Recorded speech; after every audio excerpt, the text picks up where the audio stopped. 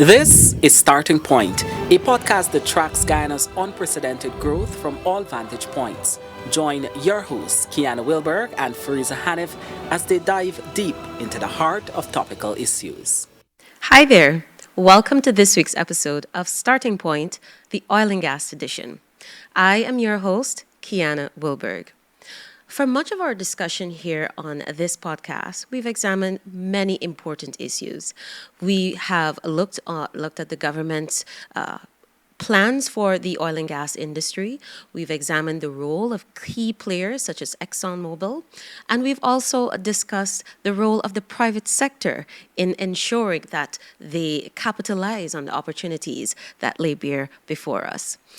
Today, however, we will place the spotlight on a regulator, a key one at that, and that is the Environmental Protection Agency.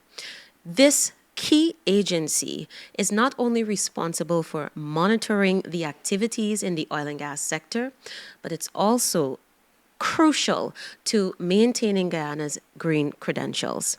I have here with me today the distinguished Executive Director of the Environmental Protection Agency, Mr. Kemraj Parsram. Mr. Parsram, thanks for being here today.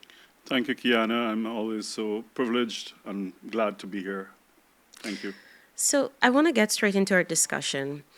Since the discovery of oil in 2015 and the role of the EPA in preparing that first permit for production and where we are today, 4 permits later, tell us a bit about the approach of the EPA in ensuring that environmental accountability is maintained along the way.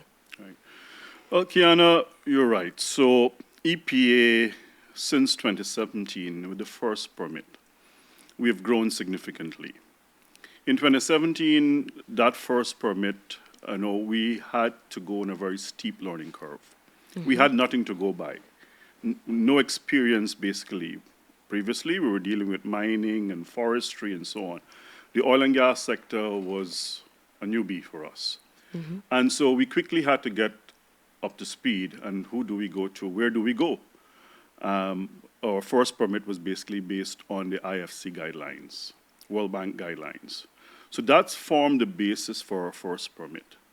But of course, over the years, and so that's our baseline, and over the years, through the actual implementation of that project, learning from it. So for example, we had issues with flaring. That drove us into ensuring, hey, these things, okay, we have permit conditions, but we have to find ways of always improving. And so over the years, new standards were developed by international organization, other organizations like the IPECA, IOGP, these organizations that deal with the oil and gas regulatory framework. And so we were able to learn from those standards and adopt them to build and strengthen our permits. The key thing here is with each project, we're learning. So we are basically a maturing regulator, or we are taking an iterative sort of strengthening. No agency, no regulator will have everything perfect at start. So we had to build our capacity, build our learning, and build our capabilities in strengthening those things as we go along, as we see. And one of the key things I mentioned was the flaring, and we had issues with that. That helped us to really see, you know what, we need to take pointed, learning from that and building our capacity to deal with those nuances in those operation. So we're a maturing regulator, and we've come a long way. We're still growing. We're not perfect. And so the key thing, though, is learning from what exists. It's building the capacity of our staff, building our scientists, building our legal framework, all of those things, putting them together. And as project by project, we will learn, we will improve. And we have to continue. We'll never have the perfect situation. Hopefully we can, but I know there'll be new standards, new development, and that we have to take into consideration. So we always have to be sort of nimble and on our feet, so to speak. Yeah. And I want to put some context to something I said in my opening for the first question. There are 4 permits for the 4 active or operating FPSOs, Right. but you've actually issued 7 environmental permits for ExxonMobil's projects in the Stabroek Block. And you noted a very important point about flaring, because I've examined the permits and I was able to see that in your most recent environmental permit for one of ExxonMobil's projects offshore Guyana, is that you've embedded 14 safeguards regarding flaring. Tell us a bit about that evolution, because what I noticed is that you have 14 safeguards to prevent flaring and then an additional 8 regarding emergency events. Correct. So that is proof right there that we have come a long way. We've improved on our permit conditions. Now, why? Air quality is non-negotiable in Guyana. It's our mandate as the agency to ensure that the air that we breathe is protected, and that we have. And Guyana has a good history and a good sort of record of good, excellent air quality. And so we have to, as part of why we're permitting, why we're authorizing and regulating these industries, that one aspect of the environment, we are ensuring it's being protected. Now, Guyana also have international obligations under the Climate Change Convention, for example. So our record there has been, undoubtedly very rigid and strong. So we have to maintain our air quality. Now, any development, not just oil and gas, any emissions coming from these development activity must be regulated to ensure that they're within standards. So with the oil and gas, with LISA 1, we had some challenges. First thing I must say is that we always had routine prohibition on routine flaring. And what is routine flaring? Routine flaring is, in some countries, they just continuously, the gas that comes up from the extraction of oil, they just burn it. We had, from start, said 0 routine flaring. You're to re-inject that gas to help with the pressurization of the well. And until recently, with bringing gas to shore, we're able to now maximize and utilize that resource, the gas. But of course, there will be upset conditions. And this was the situation with LISA 1. They had a problem with the gas compressor. And it took some time to get that fixed. And so the time taken for that, we learned from it. And we ensure that subsequent permit, that there is a redundancy built in. That so a gas compressor, there's just one, there are 2, or there are other equipment that helps in ensuring quick fix for a situation like that.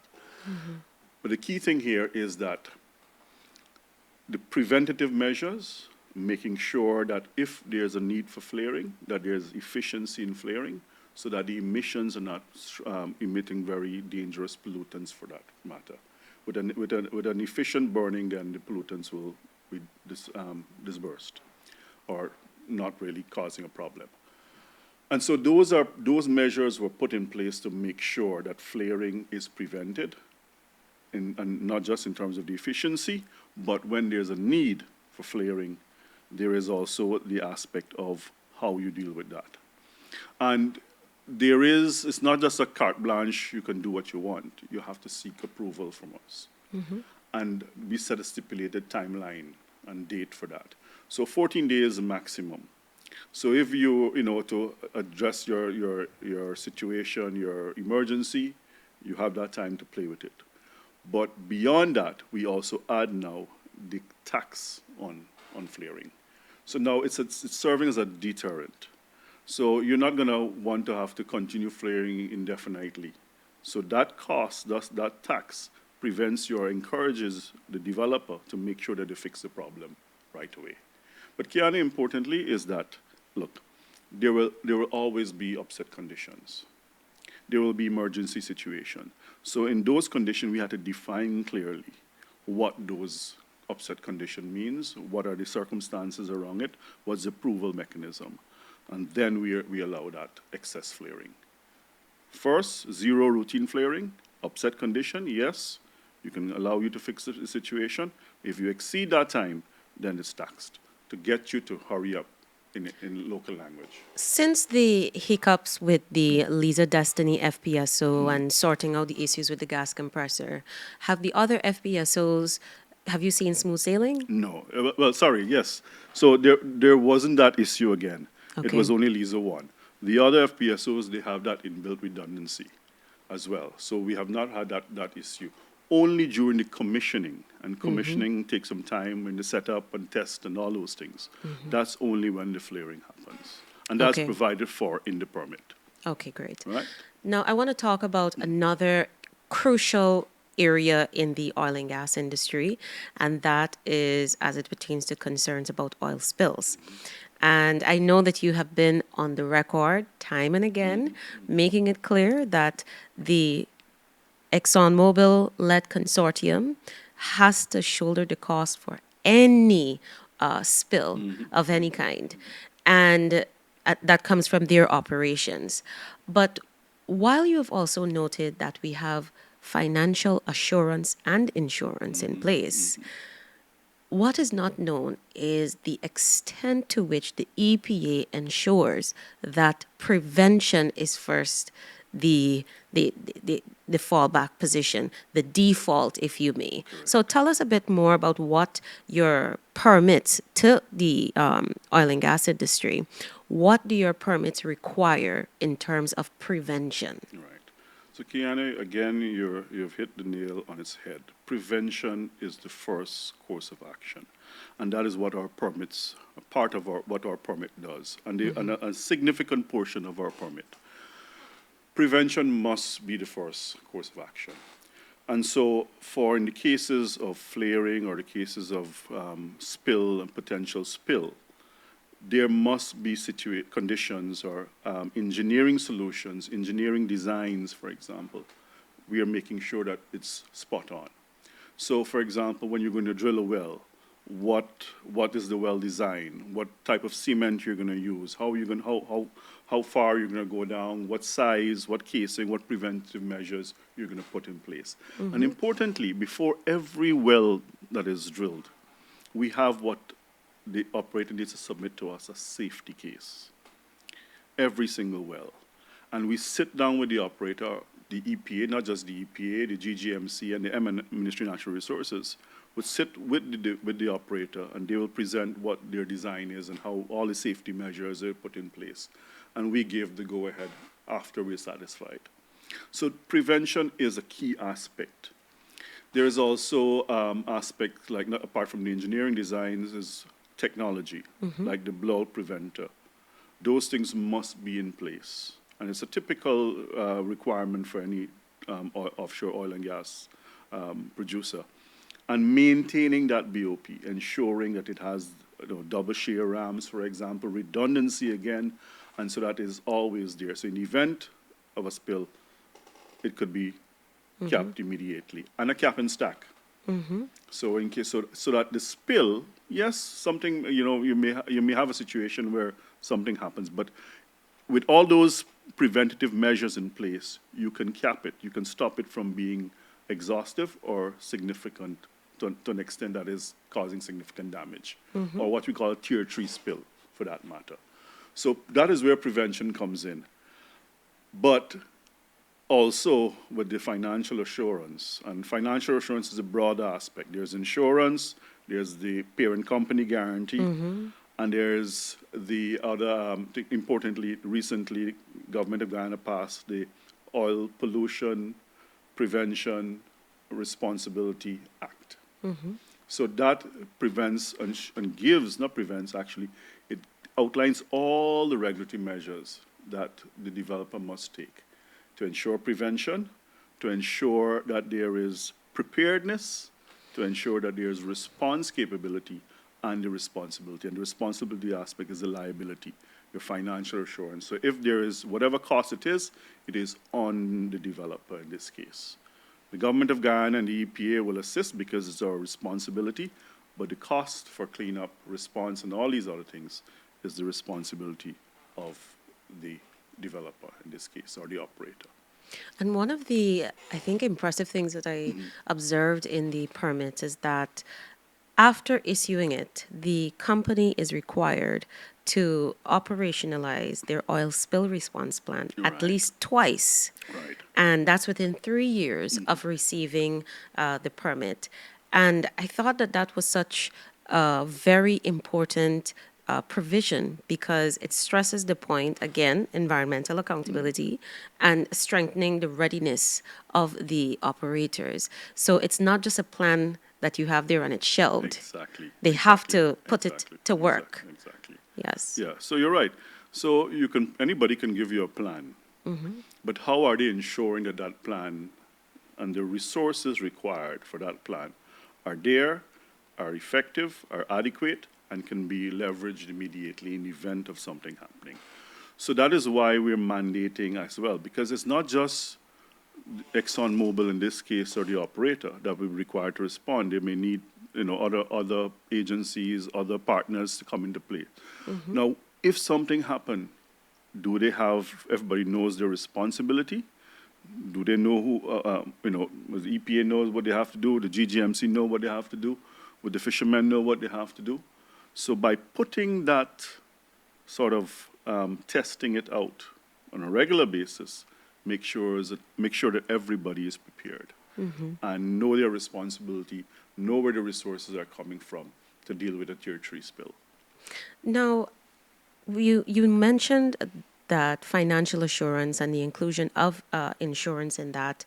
And there is a very important point that I want to raise here is that the EPA has now outlined in its permits to the oil and gas sector that Guyanese insurance companies with local content certificates can now participate in insuring the Stabroek Block operations.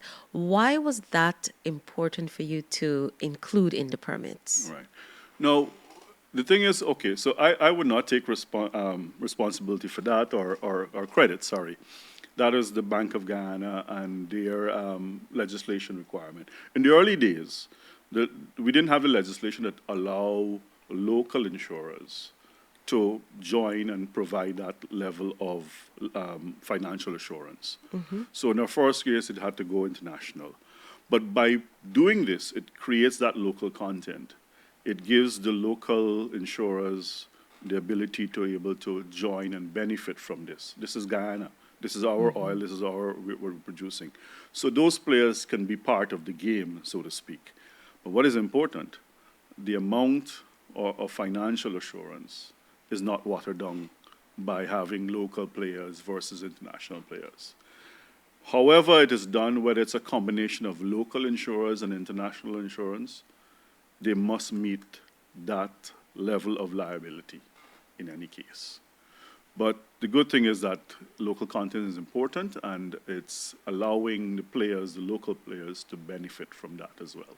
So and everything doesn't go out of Guyana, so to speak. And there was another aspect of the permit which I thought was really impressive and forward-looking. It's that you have now required that there be daily production reports and detailed updates on every well drilled, including ROV imagery to confirm that there is no obstruction or damage. So you want evidence to see what is the state of every well drilled and capped. What was the thinking behind that? Because that is indeed progressive. It's not something that was included in your first permit. So what was the thinking behind that? Yeah, right. So again, that's an example of how we've improved our permits over the years. Now, we're leveraging technology, and technology exists. And as I said, we have that partnership with Maxar, where we can look at spill detection and look at the extent of spill. When it happens, we get an alert.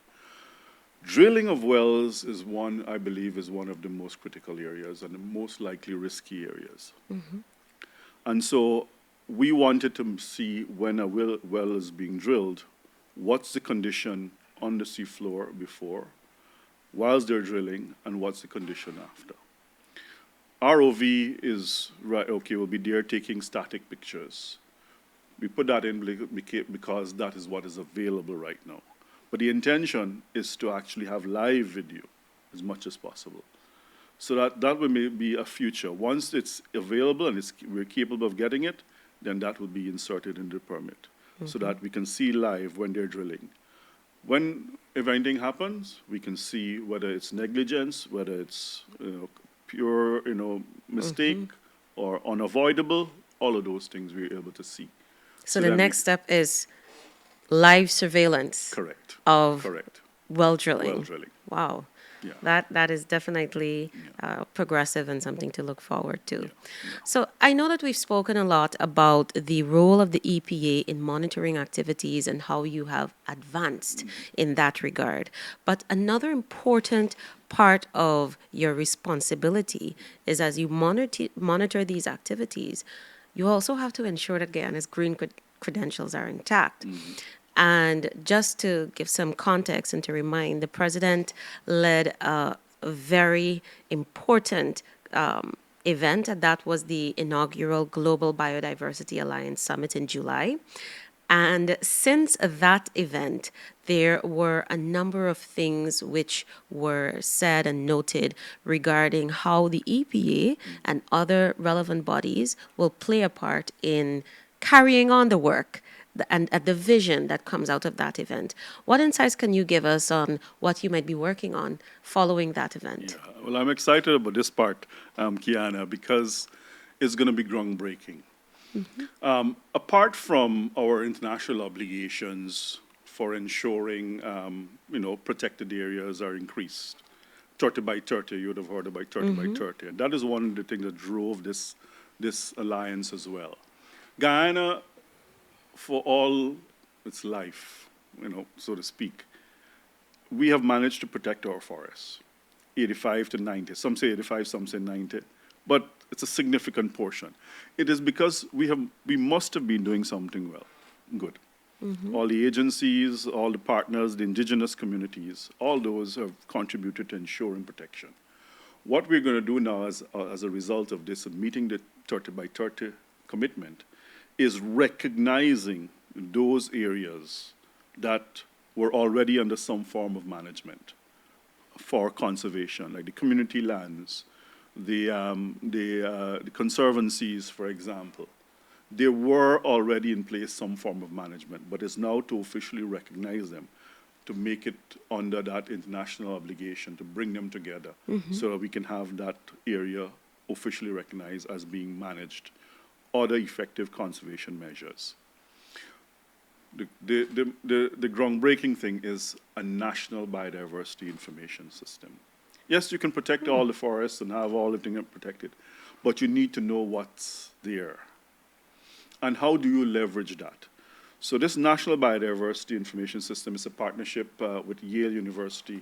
We're looking to assist us in developing this.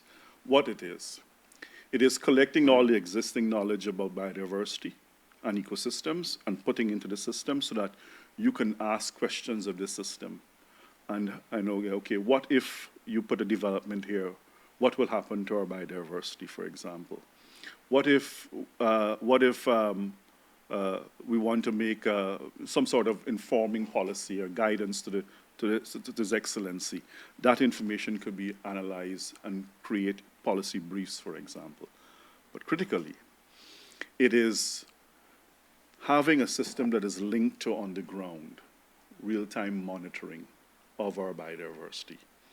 And the idea is to create a digital twin of what our marine environment, because you're talking about oil and gas here, we can create a digital twin of our oceans, of our EEZ. What's below the water, by using LiDAR and ROVs and all these other things that will create a live image to this NBIS or create this digital twin. So you can see what's happening at those location in real time. You can see the trees, you can see the fauna, you can see the flora, and you can see if there's any environmental impacts.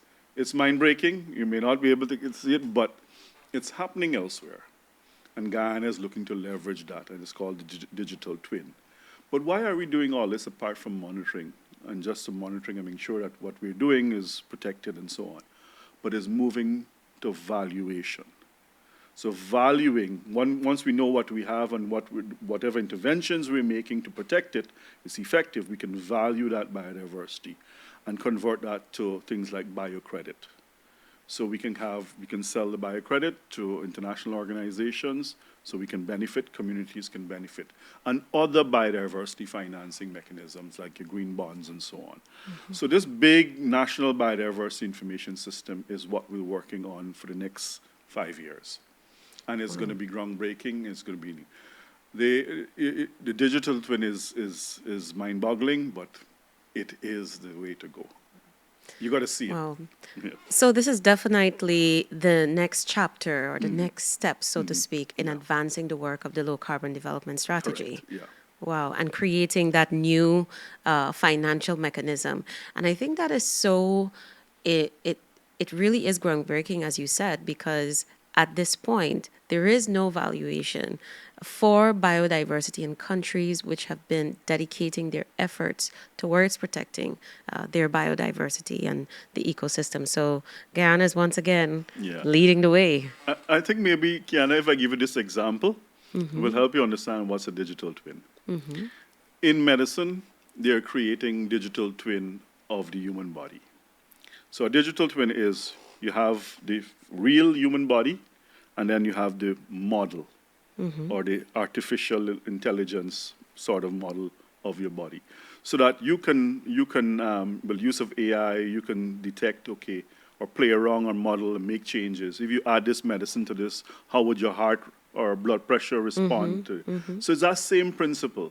So it's creating this digital model of the real world and then playing around with it. In this case, if you add too much flared gas into the atmosphere, what will happen? How will that affect your biodiversity? How would that affect your fisheries, for example? If you add produced water, how would that happen? So you're creating that system where you can be able to effectively respond immediately. So I want to, before we close, just remind of something that the president had said, and that is Guyana is on course to double areas under conservation, and it's also advancing plans for a world-class international center for biodiversity research. So when you think about the scale of that ambition, what kind of impact do you see it having on our track record on environmental sustainability? Right. So what it shows, Kiana, is that Guyana is not just developing oil for development's sake, but we're investing in ensuring that our environment is protected, our biodiversity is understood. So the research, and that is what that International Research Center will do, is create that facility where local scientists, students can be twinned with international scientists and conduct research within Guyana to help understand what we have, how we're going, as well as contributing globally to understanding of how biodiversity is conserved and innovative ways of conserving biodiversity. So in essence, it is bringing together, you're developing your country, you're utilizing this resource, but at the same time investing in environmental protection, investing in knowledge building and biodiversity conservation at the same time. Thank you, Mr. Parsram. And to close, what would you like to share with our local, regional, and international audience about the role of the EPA in walking this tightrope, that is, maintaining environmental sustainability while also creating a conducive environment for the natural resource development to flourish? Yeah. I always say this, that environment and development can go hand in hand. What that simply says, and I just mentioned it, yes, we can develop our resources, but at the same time do it in such a way that the environment is protected for this generation and for the future. And this is what the EPA's mandate is about. We are not averse to development. We want to see development. And every single day, our staff, from our handyman to our cleaners, to the environmental officer, get up every day with heart and grit to ensure that that mandate is fulfilled. And so once we and through our permitting, through our regulation, this is what we're ensuring that the development happens, but happens with the environment in mind, and is safeguarded. So today, our children can benefit, we can benefit, and the future can benefit as well.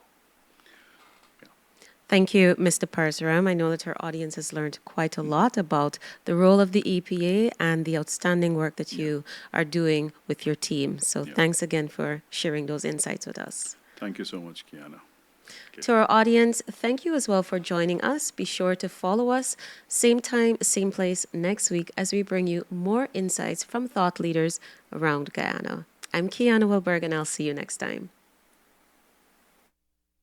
Thanks for watching Starting Point. Follow us on Spotify, YouTube, Facebook, Instagram, and LinkedIn for critical updates and exclusive content.